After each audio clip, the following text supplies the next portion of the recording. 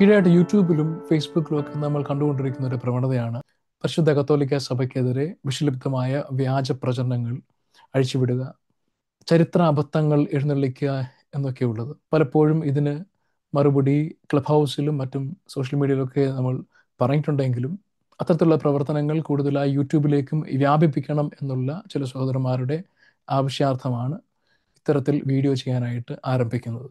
ഈ വീഡിയോ ചെയ്യാനുള്ള പ്രധാനപ്പെട്ട കാരണം യാക്കോബായ സഭയിൽ തന്നെ അറിയപ്പെട്ട കൊറപ്പിസ്കോപ്പയായ ഇട്ടൂപ്പ് ആലുക്കൽ കൊറപ്പിസ്കോപ്പ, അദ്ദേഹത്തിൻ്റെ ഒരു യൂട്യൂബ് ചാനലുണ്ട്. ആ ചാനലിലൂടെ അദ്ദേഹം നിരന്തരമായിട്ട് കത്തോലിക്ക സഭയ്ക്കെതിരെ തെറ്റിദ്ധാരണജനകമായിട്ടുള്ള ചരിത്ര അബദ്ധങ്ങളൊക്കെ അദ്ദേഹം എഴുന്നള്ളിക്കുന്നുണ്ട്. പലപ്പോഴും അതിന് മറുപടി പറയണമെന്ന് പലരും ആവശ്യപ്പെട്ടു. അതിൻ്റെ അടിസ്ഥാനത്തിലാണ് ഇത്തരത്തിലുള്ള വീഡിയോയിലേക്ക് കടക്കുന്നത്. എനിക്ക് പ്രിയപ്പെട്ട അച്ഛനോട് വളരെ ബഹുമാനമുണ്ട്, സ്നേഹമുണ്ട്. ഞാൻ പല വീഡിയോ അച്ഛൻ്റെ കണ്ടിട്ടുണ്ട്. യാക്കോബായ സഭയുടെ വിശ്വാസ സത്യങ്ങളൊക്കെ പറയാനായിട്ടുള്ള പരിശ്രമങ്ങളൊക്കെ അദ്ദേഹം നടത്താറുണ്ട്. അതിലൊക്കെ വളരെ സ്നേഹമുണ്ട്. പ്രത്യേകിച്ച് കഴിഞ്ഞ നാളുകളിൽ യാക്കോബ സഭയിൽ നിന്ന് തന്നെ വന്ന ചില പാഷാണ്ഡ വേദവിപരീതപരമായിട്ടുള്ള ഉപദേശങ്ങൾ, പ്രത്യേകിച്ച് പഴയ നിയമത്തിലെ ദൈവത്തെ സംബന്ധിച്ചുള്ള, അത് മറ്റൊരു ദൈവമാണ്, പിതാവായ ദൈവവുമായിട്ട് ബന്ധമില്ല, യേശുക്രിസ്തുവിൻ്റെ പിതാവല്ല, അല്ലെങ്കിൽ അതൊരു ഗോത്ര ദൈവമാണ്, രക്തരക്ഷസാണ് എന്നൊക്കെയുള്ള മാസ്യോണിസവുമായിട്ട് ചേർന്ന് നിൽക്കുന്ന പഠനങ്ങളൊക്കെ അവരുടെ ഭാഗത്തു നിന്ന്, ഗ്ലോറിയസ് ഗോസ്പലിൻ്റെ ശിവപീഡിക്കലിൻ്റെ ഭാഗത്തു നിന്ന് വന്ന തിരുമേനിമാരെ പോലുള്ളവരൊക്കെ അവരെ എൻഡോഴ്സ് ചെയ്യുന്നതായിട്ടാണ് നമ്മൾ കാണുന്നത്. കോട്ടയം ഭദ്രാസന അധിപൻ തിമത്തിയോസ് തിരുമേനിയൊക്കെ നേരിട്ട് ശിവപീഡിക്കൽ, ടെക്സാസിൽ നിന്ന്, ഹ്യൂസ്റ്റണിൽ നിന്നൊക്കെ കൃത്യമായ പഠനങ്ങളാണ് പറയുന്നതൊക്കെ കേട്ട് പഠിക്കണമെന്നൊക്കെ യൂട്യൂബിൽ പറഞ്ഞതായിട്ട് നമ്മൾ കാണുകയുണ്ടായി. അമേരിക്കയിലെ ഭദ്രാസനാധിപൻ ആർച്ച് ബിഷപ്പായിട്ടുള്ള ടൈറ്റസ് തിരുമേനി ഇദ്ദേഹത്തിൽ നിന്നാണ് കാര്യങ്ങളൊക്കെ പഠിക്കുന്നത് എന്ന് വരെ പറയുന്ന വീഡിയോകൾ നമ്മൾ കാണുകയുണ്ടായി. ആ ഒരു സമയത്ത് ഈ യൂട്യൂബ് കോറപ്പിസ്കോപ്പ ഈ വിഷയത്തെപ്പറ്റി നഖശിഖാന്ത ഇതിനെ എതിർത്തുകൊണ്ട് ഒരു ദൈവം പഴയ നിയമത്തിലും പുതിയ നിയമത്തിലും മറ്റൊരു ദൈവമില്ല, വേറെ ദൈവമല്ല, ഒരു ദൈവം തന്നെയാണെന്നുള്ളത് വളരെ കൃത്യമായിട്ട് അദ്ദേഹം വീഡിയോകൾ ചെയ്തു. അദ്ദേഹത്തിനെതിരെയും കൗണ്ടറായിട്ട് ആർഗ്യുമെന്റ്സ് ഒക്കെ ശിവപീഡിക്കൽ ഉന്നയിക്കുകയൊക്കെ ചെയ്തിട്ടുണ്ട്. ഈ അച്ഛനോട് ആ കാര്യത്തിൽ നമുക്ക് വളരെ ബഹുമാനം തന്നെയാണ് ഉള്ളത്. എന്നാലും കത്തോലിക്ക വിരോധം എങ്ങനെയോ അച്ഛനെ വളരെ വല്ലാതെ ഗ്രസിക്കുന്നുവെന്ന് അച്ഛൻ്റെ പല വീഡിയോസിൽ നിന്ന് നമുക്ക് മനസ്സിലാക്കാൻ കഴിയുന്നുണ്ട്. അതൊരു പക്ഷേ ശിവപീഡിക്കലിൻ്റെ വീഡിയോകൾ കൂടുതൽ കണ്ടുകൊണ്ടാണോ, അദ്ദേഹം കൂടുതലും കത്തോലിക്കർക്കെതിരായിട്ടുള്ള വീഡിയോകളാണ് ഒരു പ്രകോപനം ഇല്ലാതെ നിരന്തരം ചെയ്തുകൊണ്ടിരിക്കുന്നത്. തെറ്റായിട്ടുള്ള ചരിത്ര അബദ്ധങ്ങളും ചരിത്രത്തിന് നിരക്കാത്ത കാര്യങ്ങളൊക്കെയാണ് പഠിപ്പിച്ചുകൊണ്ടിരിക്കുന്നത്. അപ്പം ഇതേ വാദം തന്നെ ഇദ്ദേഹം ഉന്നയിക്കാൻ തുടങ്ങുമ്പോൾ, പ്രത്യേകിച്ച് യാക്കോബ സഭയുടെ ഒരു പ്രധാന കൊറപ്പിസ്കോപ്പയാണ്. അപ്പം അങ്ങനെ ഒരു വ്യക്തി അത് പറയുമ്പോൾ അതിന് മറുപടി പറയാതെ കേട്ടുകൊണ്ടിരിക്കുന്നത് ശരിയല്ലല്ലോ. അതുകൊണ്ടാണ് ഇത്തരത്തിലൊരു ഉദ്യമത്തിലേക്ക് തുനിയുന്നത്. ഇന്നത്തെ വീഡിയോയിൽ പ്രധാനമായിട്ടും പറയാൻ ഉദ്ദേശിക്കുന്നത്, അച്ഛൻ തന്നെ പലപ്പോഴും തൻ്റെ പല വീഡിയോകളിലും പറഞ്ഞിട്ടുള്ള ഒരു ചരിത്ര അബദ്ധമാണ്. ആദ്യത്തെ കൗൺസിലുകൾ, നിഖിയ, കോൺസ്റ്റന്റിനോപ്പിൾ, എഫെസോസ് കൗൺസിലുകൾ, ഈ കൗൺസിലുകൾക്ക് കത്തോലിക്ക സഭയുമായിട്ട് യാതൊരു ബന്ധവുമില്ല. നിഖിയ കൗൺസിലിന് 1-2 പ്രതിനിധികൾ മാത്രമേ കത്തോലിക്ക സഭയുടെ വന്നുള്ളൂ, റോമൻ സഭയുടെ വന്നുള്ളൂ. അപ്പം അങ്ങനെയൊക്കെയുള്ള, അതായത് കത്തോലിക്ക സഭയുമായിട്ട് ബന്ധമില്ല, ഇത് ഞങ്ങൾ നടത്തിയതാണ്, ഞങ്ങളുടെ കൗൺസിലാണ്, നിങ്ങൾക്ക് ഞങ്ങൾക്ക് അതിനകത്തുമായിട്ട് യാതൊരു ബന്ധമില്ല എന്നൊക്കെയുള്ള തരത്തിലുള്ള അദ്ദേഹത്തിൻ്റെ വാദങ്ങൾ പലപ്പോഴായിട്ടും പല വീഡിയോകളിലും കണ്ടിട്ടുണ്ട്. അതിനൊരു മറുപടി പറയുകയാണ് ഇന്നത്തെ വീഡിയോയിലൂടെ ചെയ്യാനായിട്ട് ആഗ്രഹിക്കുന്നത്. നിഖ്യ കൗൺസിൽ അവിടെ നിഖ്യയിലാണ്, അല്ലെങ്കിൽ ഈസ്റ്റേൺ സഭകളുമായിട്ട് ബന്ധപ്പെട്ടാണ് അത് വന്നതെന്നുള്ളത് യാഥാർത്ഥ്യം തന്നെയാണ്. കാരണം അതിൻ്റെ ഒരു തുടക്കം എന്ന് വെച്ചാൽ അരിയൂസ് എന്ന ഒരു വേദവിപരീതി, അദ്ദേഹം AD 318-20 ആ കാലഘട്ടങ്ങളിലാണ്. അദ്ദേഹം ഒരു പ്രിസ്ബിറ്റർ ആയിരുന്നു, ഒരു അച്ഛനായിരുന്നു, അലക്സാണ്ട്രിയയിലുണ്ടായിരുന്നത്. അദ്ദേഹം പുത്രൻ തമ്പുരാനെ പറ്റി വളരെ തെറ്റായിട്ടുള്ള വികലമായിട്ടുള്ള വാദങ്ങൾ ഉന്നയിച്ച് അത് പഠിപ്പിക്കാൻ തുടങ്ങിയപ്പോൾ അവിടെയാണ് ഈ വിഷയം വരുന്നത്. അദ്ദേഹത്തിൻ്റെ പ്രധാനമായിട്ടുള്ള അദ്ദേഹത്തിൻ്റെ വാദങ്ങൾ ഇതൊക്കെയാണ്. അതായത് പുത്രൻ തമ്പുരാന്റെ നിത്യതയെ അദ്ദേഹം ചോദ്യം ചെയ്തു. മാത്രമല്ല, there was a time when he was not, പുത്രൻ തമ്പുരാൻ ഉണ്ടായിട്ടില്ല എന്ന ഒരു കാലഘട്ടം ഉണ്ടായിരുന്നു എന്നൊക്കെയുള്ള വാദങ്ങൾ അദ്ദേഹം ഉന്നയിച്ചു. അതായത് പിതാവായ ദൈവത്തോട് സമത്വമുള്ളവനല്ല, സാരാംശത്തിൽ സമത്വമുള്ളവനല്ല, അല്ലെങ്കിൽ ഒരേ സാരാംശത്തിലുള്ളവനല്ല പുത്രൻ എന്നൊക്കെയുള്ള വാദങ്ങളാണ് അദ്ദേഹം ഉന്നയിച്ചത്. മാത്രമല്ല, പുത്രൻ ഒരു കുട്ടിദൈവമാണ്, അല്ലെങ്കിൽ ഏറ്റവും ആദ്യത്തെ ഒരു ക്രിയേഷനാണ്, അല്ലെങ്കിൽ ഒരു സൃഷ്ടിയാണ് പുത്രൻ എന്നൊക്കെയുള്ള വാദങ്ങളാണ് അദ്ദേഹം ഉന്നയിച്ചത്. അപ്പം ഇതിനെതിരെ അലക്സാണ്ട്രിയയിലെ ബിഷപ്പ് അന്ന് നമ്മൾ പാത്രിക്കീസ് ആണെന്ന് നമ്മൾ ഇന്ന് പറയുമെങ്കിലും അന്ന് പാത്രിക്കീസ് എന്നുള്ള സ്ഥാനനാമമൊന്നും ഉണ്ടായിരുന്നില്ല. ബിഷപ്പ് ഓഫ് അലക്സാണ്ട്രിയ എന്നാണ് പറയുന്നത്. അപ്പം അലക്സാണ്ട്രിയയിലെ പാത്രിക്കീസ് ആയിരുന്ന അലക്സാണ്ടർ തന്നെ നേരിട്ട് ഇതിനെതിരെ അദ്ദേഹം ഇറങ്ങി തിരിച്ചു. അദ്ദേഹം നഖശികാന്തം ഇദ്ദേഹത്തിന്റെ വാദങ്ങളെ എതിർത്തു, അദ്ദേഹത്തെ കണ്ടം ചെയ്തു, അദ്ദേഹത്തിന് ഹെർട്ടിക്കായിട്ട് പ്രഖ്യാപിച്ചു, അദ്ദേഹത്തിനെ അലക്സാണ്ട്രിയയിൽ നിന്ന് പുറത്താക്കി, ഈജിപ്തിൽ നിന്ന് അദ്ദേഹം പുറത്താക്കി. അങ്ങനെ പുറത്താക്കിയിട്ട് പോലും ഈ അരിയൂസ് വളരെ ശക്തനായി മാറി എന്നുള്ളതാണ്. സഭയിൽ ഒരുപാട് മറ്റ് ബിഷപ്പുകളെ, യൂസേബിയസിനെ പോലുള്ള മറ്റ് ബിഷപ്പുമാരെയൊക്കെ ഇദ്ദേഹത്തിന്റെ ഭാഗത്തേക്ക് കൊണ്ടുവന്ന് അന്ന് അലക്സാണ്ടറിനെതിരെ പഠനങ്ങളും അതുപോലെ തന്നെ ലേഖനങ്ങളും ഒക്കെ എഴുതി എല്ലാവർക്കും അയച്ചു കൊടുക്കുന്ന ഒരു രീതി ഉണ്ടായി. അങ്ങനെ ഇതൊരു ഈജിപ്തിൽ അല്ലെങ്കിൽ അലക്സാണ്ട്രിയയിലെ മാത്രം വിഷയം എന്നുള്ള നിലയിലേക്കാളും അപ്പുറം പാൻ ഈസ്റ്റേൺ സഭകളിൽ മുഴുവൻ വ്യാപിക്കുന്ന ഒരു വിഷയത്തിലേക്ക് ഇത് നീങ്ങിക്കൊണ്ടിരുന്ന ഒരു കാലഘട്ടമാണിത്. AD 318, 19, 20 ഈ കാലഘട്ടത്തിലെ കാര്യമാണ് ഈ പറയുന്നത്. ഈ കാലഘട്ടത്തിലാണ് കോൺസ്റ്റന്റൈൻ ചക്രവർത്തി താൻ എല്ലാ യുദ്ധങ്ങളും ജയിച്ച് തൻ്റെ രാജ്യത്തെ യുണൈറ്റ് ചെയ്തുകൊണ്ട് വരുന്ന ഒരു കാലഘട്ടത്തിൽ ക്രിസ്ത്യൻ വേൾഡിൽ ഇങ്ങനൊരു പ്രശ്നം, താൻ ക്രിസ്ത്യാനി ആയ ഒരു കാലഘട്ടമാണ്. അപ്പോൾ ഈ ഒരു പ്രശ്നം പരിഹരിക്കണം, അല്ലെങ്കിൽ ക്രിസ്ത്യാനികൾ തന്നെ തമ്മിൽ തല്ലി അവർ ചിത്രിച്ചു പോകും എന്നൊരു വിഷയം വന്നപ്പോൾ ഇതിന് എങ്ങനെ ഒരു പരിഹാരം ഉണ്ടാക്കണം എന്നുള്ള ചിന്തയിൽ അന്നത്തെ ബിഷപ്പ് ഓഫ് റോം, അതായത് പോപ്പ് സിൽവസ്റ്ററുമായിട്ട് അദ്ദേഹം കൺസൾട്ട് ചെയ്തിട്ടാണ് ഹോസിയസ് ഓഫ് കോർഡിബയിലെ വെസ്റ്റേൺ ബിഷപ്പായിരുന്ന ഹോസിയസ്, അദ്ദേഹവുമായിട്ട് നല്ല ബന്ധം കോൺസ്റ്റന്റൈൻ ഉണ്ടായിരുന്നു.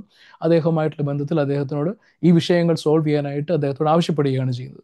അപ്പോൾ അദ്ദേഹം ഈ ഹോസിയസ് ഓഫ് കോർഡിബ അലക്സാണ്ട്രിയയിലേക്ക് വരികയും അവിടെ ഒരു ലോക്കൽ സീനോടൊക്കെ കൂടുകയും രണ്ട് വശങ്ങളെ പറ്റി, രണ്ട് എതിർവാഹങ്ങളൊക്കെ വളരെ കൃത്യമായിട്ട് കേൾക്കുകയും അത് അവിടെ തന്നെ ലോക്കലി സോൾവ് ചെയ്യാൻ പറ്റുന്ന ഒരു വിഷയമല്ല എന്നുള്ള പൂർണ്ണ ബോധ്യത്തിൽ സാർവത്രിക കൗൺസിൽ വിളിക്കണം എന്നുള്ള ആവശ്യം ചക്രവർത്തിയോടും പോപ്പിനോടും ആവശ്യപ്പെടുകയാണ് അദ്ദേഹം ചെയ്തത്. അതിൻ്റെ അടിസ്ഥാനത്തിൽ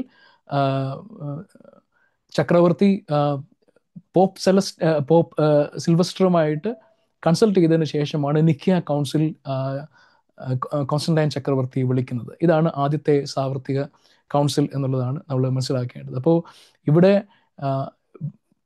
റോമാ സഭയ്ക്ക് അല്ലെങ്കിൽ റോമിലെ ബിഷപ്പിന് ഇതുമായിട്ട് യാതൊരു ബന്ധവുമില്ല എന്ന് ഇവർ പടച്ചുവിടുന്നത് ചരിത്ര അബദ്ധമാണ്. ഇതാണ് ഈ ഒരു കൗൺസിലേക്ക് വന്ന ഒരു നാൾ വഴിയാണ് ഞാൻ ആദ്യമേ വിവരിച്ചത്. അപ്പോൾ ഈ കോൺസ്റ്റന്റൈൻ ചക്രവർത്തി ഈ കൗൺസിൽ വിളിക്കുമ്പോൾ ഈ കൗൺസിൽ പ്രിസൈഡ് ചെയ്തത്, ഈ കൗൺസിൽ അധ്യക്ഷത വഹിച്ചത് ഇതേ ഹോസിയസ് ഓഫ് കോർഡിബയാണ്, ഈ വെസ്റ്റേൺ ബിഷപ്പായ, അതായത് റോമിലെ ബിഷപ്പ് ഓഫ് റോമിന്റെ സ്ഥാനത്ത് അല്ലെങ്കിൽ അദ്ദേഹത്തിന് നേരിട്ട് കടന്നു വരാൻ കഴിയാത്ത ഒരു അവസ്ഥയായിരുന്നു അന്നുണ്ടായത്. പോപ്പ് സിൽവസ്റ്ററിന് അന്ന് വളരെ പ്രായാധിക്യത്തിൽ, വളരെ എക്സ്ട്രീം ഓൾഡ് ഏജിൽ അദ്ദേഹത്തിന് ട്രാവൽ ചെയ്യാൻ കഴിയാത്തത് കൊണ്ട് അദ്ദേഹത്തിന് വേണ്ടി ഇൻ പ്ലേസ് ഓഫ് ഹിം, അല്ലെങ്കിൽ അദ്ദേഹത്തിന് വേണ്ടി ഒഫീഷ്യേറ്റ് ചെയ്യുകയാണ് ഹോസിയസ് ഓഫ് കോർഡിബ ചെയ്തത്. മാത്രമല്ല 2 പോപ്പിന്റെ ലീഗേറ്റ്സിനെ കൂടി ഈ കൗൺസിലിലേക്ക് അയക്കുന്നുണ്ട്. ഒന്ന് വിക്ടിയസും ഒന്ന് വിൻസെൻഷ്യസും, ഇങ്ങനെ 2 ലീഗേറ്റ്സ്. അപ്പൊ പോപ്പിന്റെ 2 ലീഗേറ്റ്സ്, 2 അച്ഛന്മാരാണ് ഇവർ രണ്ടുപേരും. അതുപോലെ തന്നെ ഈ ഹോസിയസ് ഓഫ് കോർഡിബ, ഈ ബിഷപ്പും വെസ്റ്റേൺ ബിഷപ്പും ആണ് ഈ സത്യം പറഞ്ഞാൽ ഈ ഒരു കൗൺസിൽ അതിൻ്റെ സകല പ്രൊസീഡിങ്സും അത് നിയന്ത്രിച്ചതും അതിന് അധ്യക്ഷത വഹിച്ചു എന്നുള്ളതാണ് അതിൻ്റെ യാഥാർത്ഥ്യം. ഇപ്പം നമ്മൾ ചിന്തിക്കേണ്ടത്, പത്രിയാർക്കീസ് എന്നൊരു പദവി ഇല്ലെങ്കിലും ഏറ്റവും ഏൻഷ്യൻ്റ് ആയിട്ടുള്ള സീസാണ് ഈ പറയുന്ന അലക്സാണ്ട്രിയയും അന്ത്യോക്യയും ഒക്കെ. അപ്പം അന്ത്യോക്യയിലെയും അലക്സാണ്ട്രിയയിൽ പാത്രിക്കീസ്മാർ നിലനിൽക്കെ ഉള്ളപ്പോൾ തന്നെ, അതായത് അന്ന് അന്ത്യോക്യയിലെ പാത്രിക്കീസ് ഓസ്താത്യോസ് ആണ്. അതുപോലെ തന്നെ ഇന്നിപ്പോൾ ഞാൻ നേരത്തെ പറഞ്ഞതാണ്, അലക്സാണ്ട്രിയയുടെ പാത്രിക്കീസ് എന്നുള്ളത് അലക്സാണ്ടർ തന്നെയാണ്. ഇവർ രണ്ടുപേരും ഇതിനകത്തിൽ പങ്കെടുക്കെ ഈ കൗൺസിലിൽ അധ്യക്ഷത വഹിക്കുന്നത് പാത്രിക്കീസ് അല്ലാത്ത, അല്ലെങ്കിൽ ഒരു വെസ്റ്റിലെ ഒരു ബിഷപ്പ് മാത്രമായ ഹോസിയസ് ഓഫ് കോർഡിബയാണ്.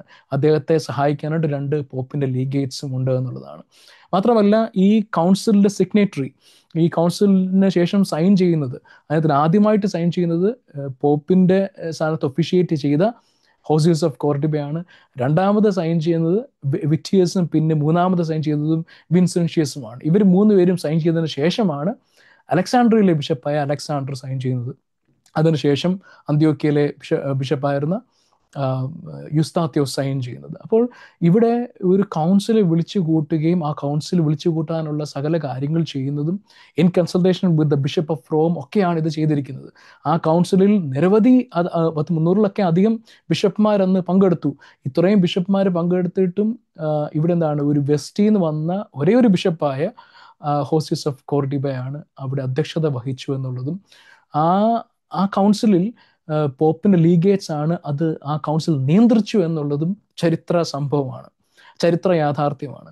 നിങ്ങൾക്ക് ഈ വിഷയത്തെപ്പറ്റി ഇന്നത്തെ കാലഘട്ടത്തിൽ നമുക്ക് ഈ ആർട്ടിഫിഷ്യൽ ഇൻ്റലിജൻസിൻ്റെ ഒക്കെ കാലഘട്ടത്തിലാണ് നമ്മളിപ്പോൾ ജീവിക്കുന്നത്. ChatGPT അല്ലെങ്കിൽ ഗ്രോക്ക് അല്ലെങ്കിൽ ഡീപ് സീക്ക്, പിന്നെ ജെമിനി, അങ്ങനെ എത്രയോ ആർട്ടിഫിഷ്യൽ ഇൻ്റലിജൻസ് പോർട്ടൽസ് ഉണ്ട്. ഒന്നും വേണ്ട, ഗൂഗിളിൽ തന്നെ നിങ്ങൾക്ക് നേരിട്ട് പോയി സെർച്ച് ചെയ്താൽ മതി. അവിടെയും AI എന്ന് വളരെ കൃത്യമായിട്ട്, എന്ന് പറഞ്ഞാൽ ഈ നിക്ക കൗൺസിലിലെ കൃത്യമായ റെഫറൻസസ് ഉൾപ്പെടെ, രേഖകൾ ഉൾപ്പെടെ, അല്ലെങ്കിൽ അന്നത്തെ കാലഘട്ടത്തിൽ എഴുതപ്പെട്ട പുസ്തകങ്ങൾ ഉൾപ്പെടെ ഇതൊക്കെ ഉദ്ധരിച്ചുകൊണ്ട് വളരെ കൃത്യമായ മറുപടി നിങ്ങൾക്ക് കിട്ടും. ഞാൻ ഈ പറയുന്നത് ചരിത്ര സത്യമാണ്. അത് ചരിത്രത്തിൽ കൃത്യമായി ഉള്ള പരമമായിട്ടുള്ള സത്യം കൃത്യമായി പറയുക മാത്രമാണ് ഞാൻ ചെയ്തിരിക്കുന്നത്.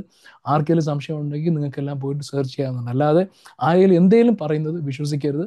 അവിടെ ഈ റോമിലെ സഭയ്ക്ക് ഇതുമായിട്ട് യാതൊരു ബന്ധവും ഉണ്ടായിരുന്നില്ല. അല്ലെങ്കിൽ ഞങ്ങൾ നടത്തിയ കൗൺസിലാണ്, ഞങ്ങൾ നടത്തിയെന്ന് പറഞ്ഞാൽ അവിടെയാണ്, അല്ലെങ്കിൽ ഈസ്റ്റിലാണ് ഈ സംഭവം നടന്നതെന്നുള്ള പ്രധാന കാരണം അവിടെ നടന്ന പ്രശ്നമാണ്. ഇപ്പോൾ ക്രിസ്ത്യൻഡമിൽ അന്ന് അവിടെ ആ ഹെററ്റിക് വിഷയം അവിടെ ഉണ്ടാകുന്നത് ഈസ്റ്റിലാണ്, അല്ലെങ്കിൽ അലക്സാൻഡ്രിയയിലാണ് സംഭവിച്ചത്. അതുകൊണ്ട് റോമിലെ ബിഷപ്പിന് ഈ കൗൺസിൽസുമായിട്ട് യാതൊരു ബന്ധവുമില്ല, റോമിലെ സഭയ്ക്ക് ബന്ധമില്ല, ഇത് ഞങ്ങൾ നടത്തിയ ഞങ്ങളുടെ കൗൺസിലാണ് എന്ന് പറയുന്നത് ചരിത്രാബദ്ധമാണ്. കാരണം ഇത് ഈസ്റ്റിൽ നടത്തിയിട്ട് പോലും ഇത് പ്രിസൈഡ് ചെയ്തതും നിയന്ത്രിച്ചതും ഒക്കെ വെസ്റ്റിലെ ബിഷപ്പും 2 പോപ്പിൻ്റെ ലീഗേറ്റ്സും കൂടിയാണ് എന്നുള്ള ചരിത്ര യാഥാർത്ഥ്യം നിങ്ങൾക്ക് ആർക്കും തമസ്കരിക്കാൻ കഴിയുകയില്ല എന്നുള്ളതാണ് അതിൻ്റെ കാര്യം. അപ്പോൾ ഇത് തെറ്റായിട്ടുള്ള ഒരു രീതിയാണ്. ചരിത്രത്തെ വക്രീകരിച്ചുകൊണ്ട് ചരിത്ര വഞ്ചന നടത്തുക എന്നുള്ളത്, ചരിത്രത്തെ തെറ്റായിട്ട് ആൾക്കാരിലേക്ക് എത്തിക്കുക എന്നുള്ളത് ശരിയായിട്ടുള്ളൊരു നടപടിയല്ല. മാത്രമല്ല, നിക്ക കൗൺസിലിൻ്റെ 1700-ാമത്തെ വാർഷികമാണ് നമ്മളിപ്പോൾ ആചരിക്കുന്നത്.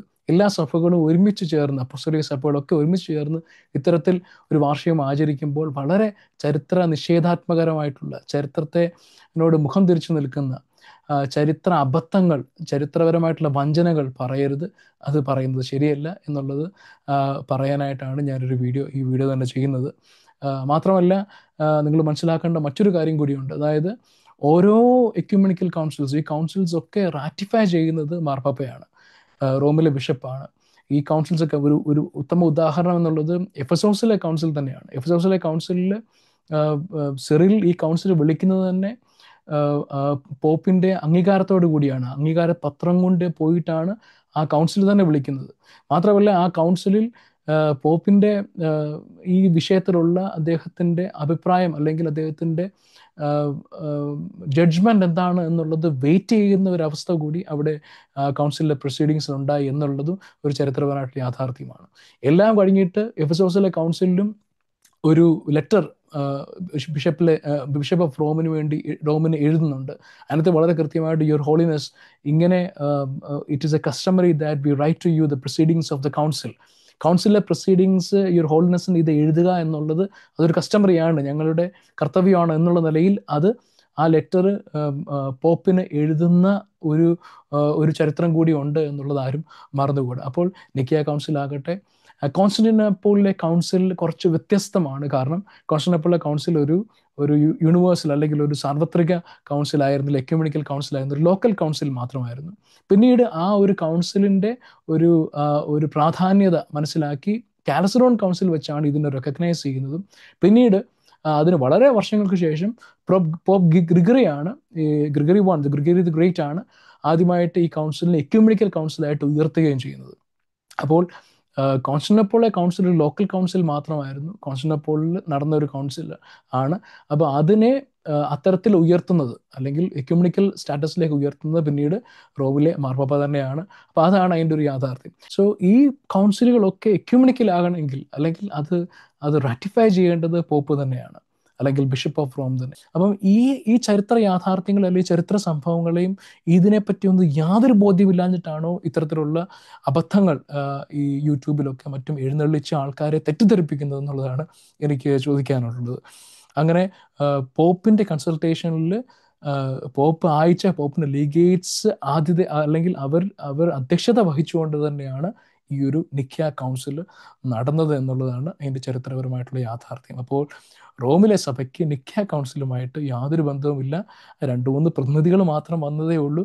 പോപ്പ് വന്നില്ല എന്നതുകൊണ്ട് എന്നൊക്കെ പറഞ്ഞുകൊണ്ട് തെറ്റായിട്ടുള്ള കാര്യങ്ങൾ പടച്ചുവിടുന്നത് ചരിത്രത്തിൽ നിരക്കാത്ത കാര്യങ്ങളാണെന്നാണ് ഈ വീഡിയോയിലൂടെ പറയാനായിട്ട് ആഗ്രഹിക്കുന്നത്. Thank you.